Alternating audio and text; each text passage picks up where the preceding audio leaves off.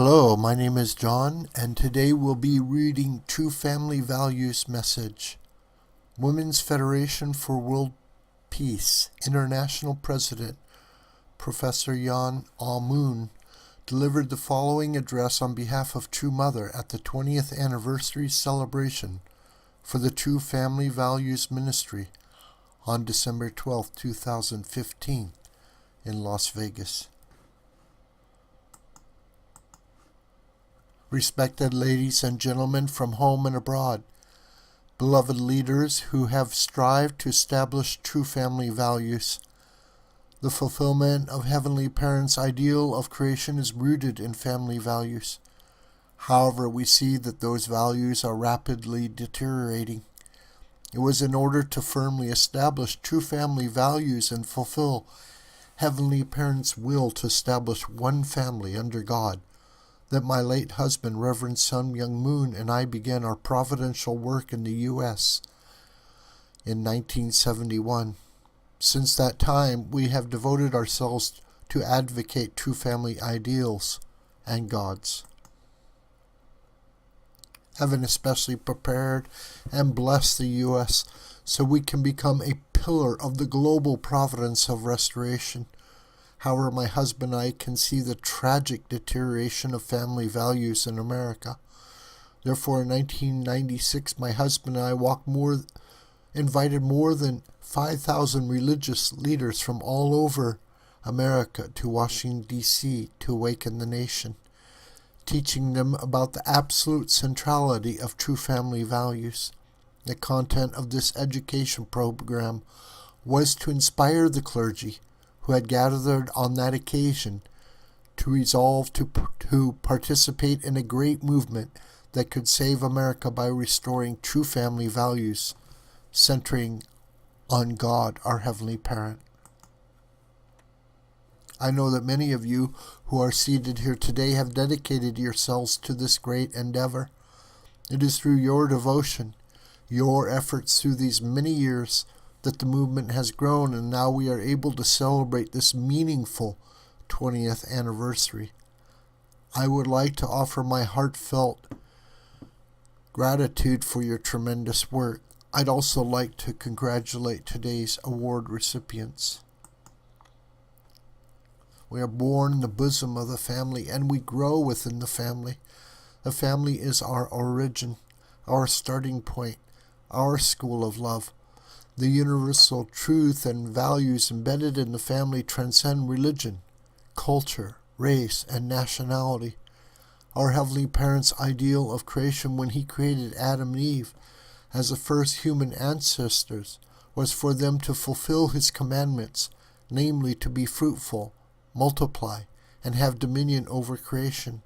However, due to the first fall of the human ancestors, our Heavenly Parents' ideal of creation was unfulfilled.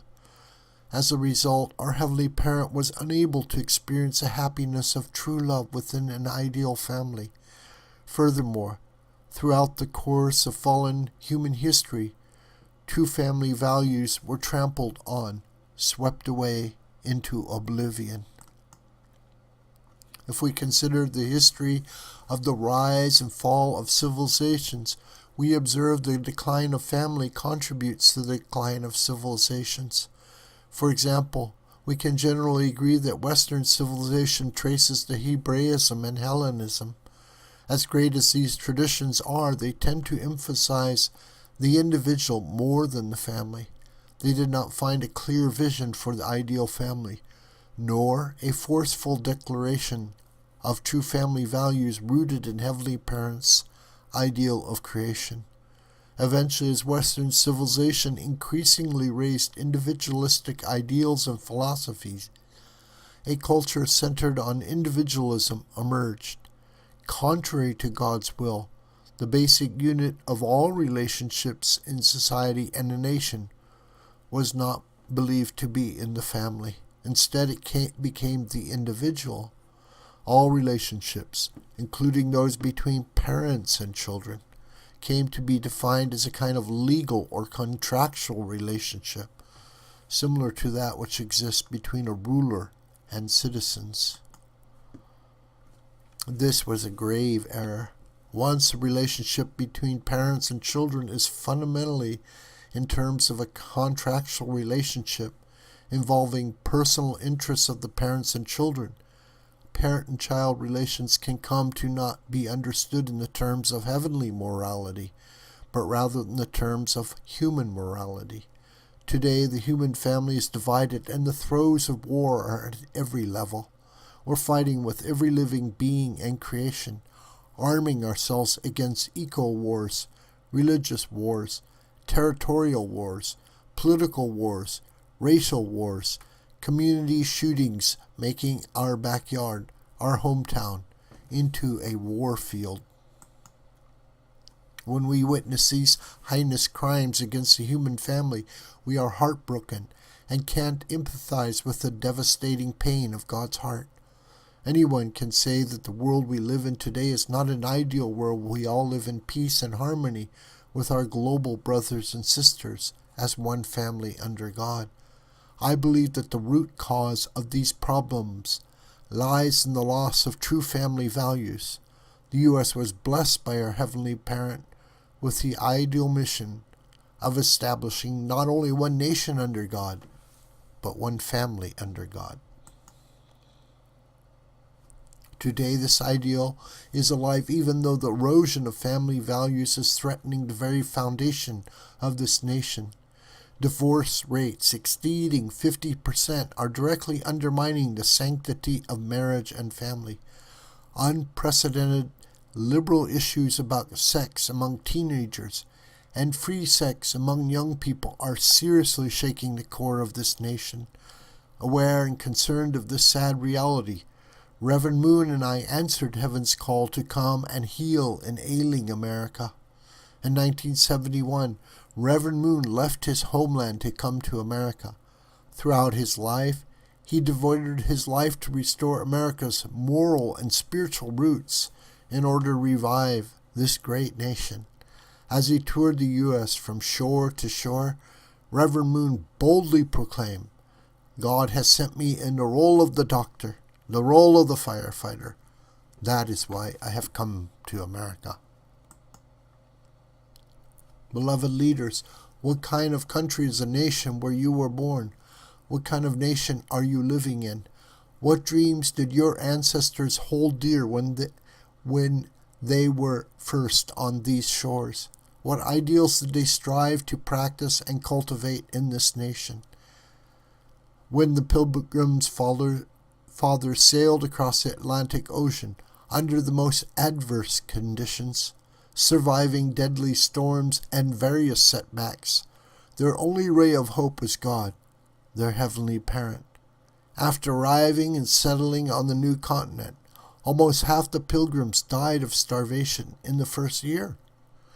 Yet despite the famine, the pilgrims thought about future generations, and they stored seeds in anticipation for the next growing season rather than eating them. During these times, their only hope was to connect to Heavenly Parent. Later, the founding fathers of this nation risked their lives and fought a David versus Goliath battle for independence against Britain with their hope and trust in God and Heavenly Parent. In their hearts and minds, God was everything. Their resolve and determination to attend Heavenly Parent was truly great and holy. During the War for Independence, Britain was a global superpower. The King and British soldiers united and fought for their empire. However, the Founding Fathers loved God, their Heavenly Parent, above all. They united and fought to advance God's will. Their sincerity and sacrifice moved the governing of heaven. As a result, our Heavenly Parent answered the call of His sons and daughters, who were fighting bravely in this great conflict. As a result, the United States of America, the land of religious freedom, was born. America boldly showed the world that, despite having people of many different languages and cultures, it was possible to build one nation under God, and eventually one family under the Heavenly Parent.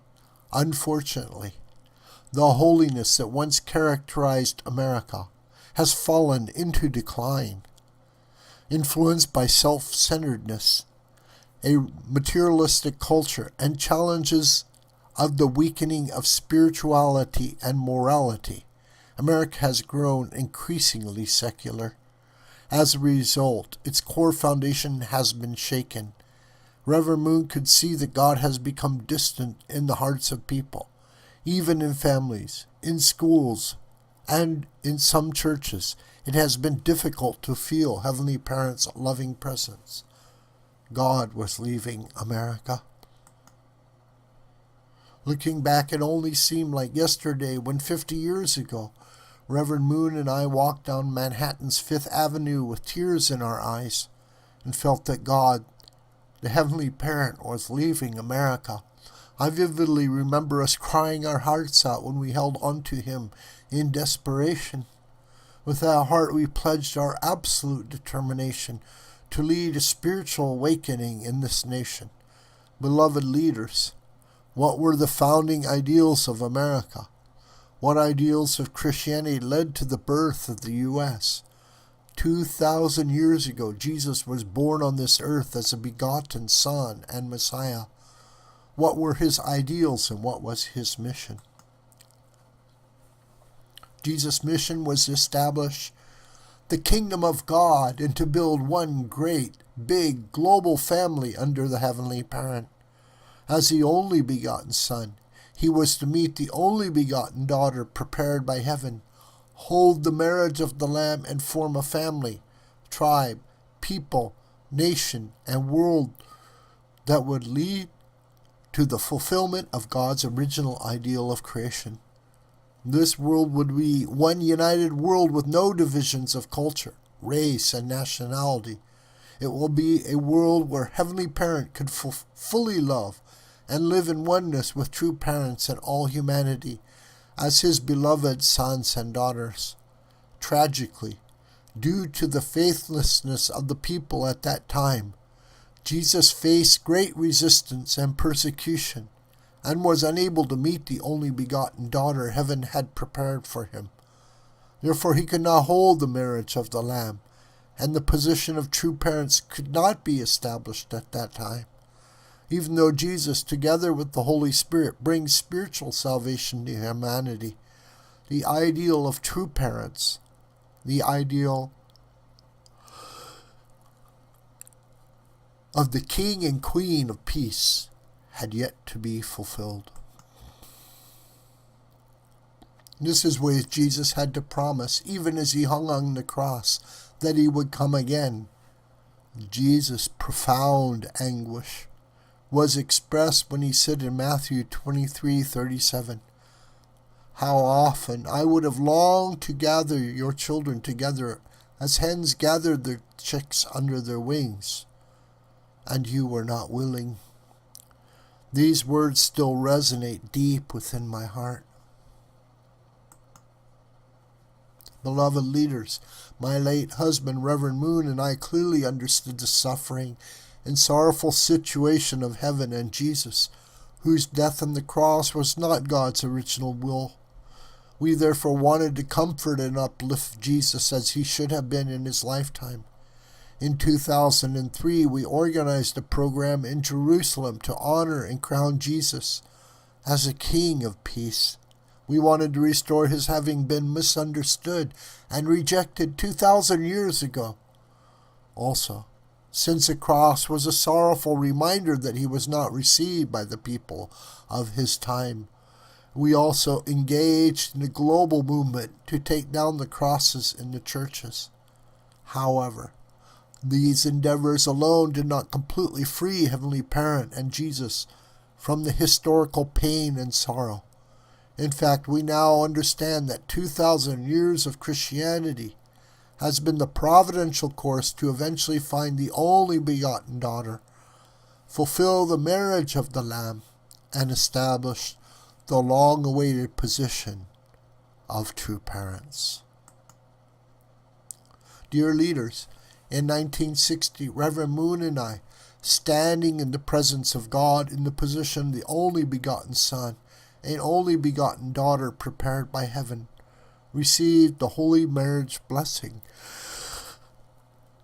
as the true parents.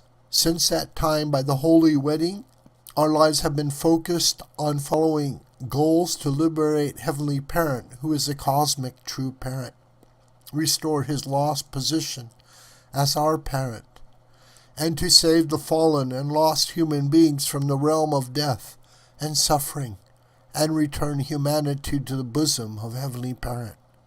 In order to achieve this ideal, Reverend Moon and I had to overcome unspeakable hardships and innumerable difficulties. Overcoming all these obstacles, we led and carried humanity, which had fallen into a state of being like an orphan with no parents, along the path of salvation. The sayings, 7 failures will lead to success on the 8th, and risk your life and invest yourself entirely to the cause, accurately characterize the course of the life that we have led. True Father came to this earth as the only begotten Son of Heavenly Parent, and he met me, the only begotten daughter who heaven had prepared, for 6,000 years. Together we strove each day of our lives to embrace all humanity with heart of true parents. However, this meant that our life together would never be stable or serene.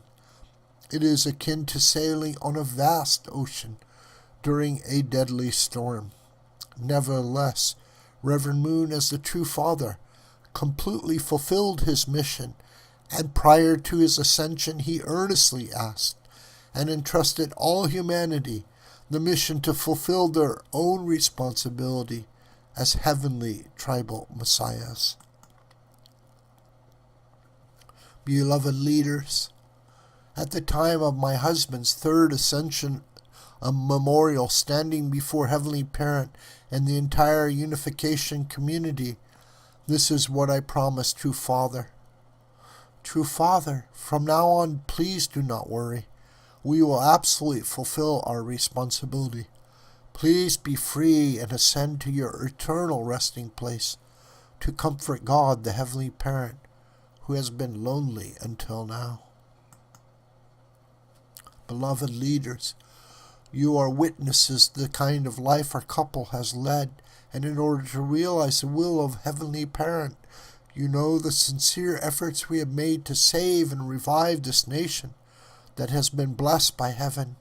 I am certain that your truthful eyes and your truthful ears have helped you understand for whom and for what ideals we dedicate our lives.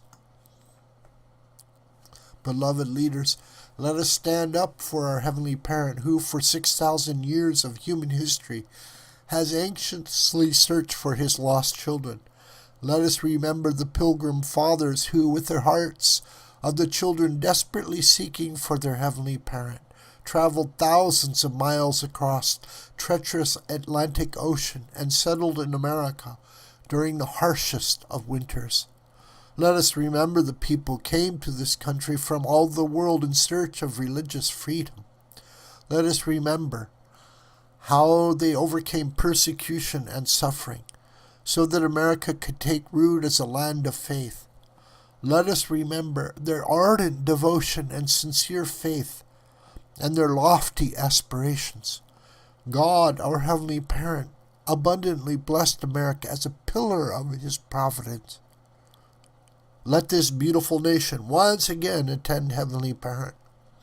Let us revive and transform America into a nation where ideals of family are alive, a nation where Heavenly Parent can freely move, dance, and sing together with us.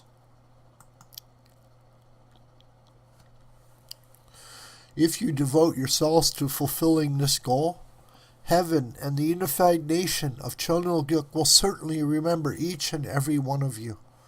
I pray that love and blessings of Heavenly Parent be with you and your families. May Heavenly Parent truly bless America. Aju. Thank you. This video is a production of the School of White Crane. My name is John Brooker, and you could reach me through commentary on this video or through my Gmail listed here. Please share this video with your family, with your friends, and on social media. May God richly bless you, my beloved.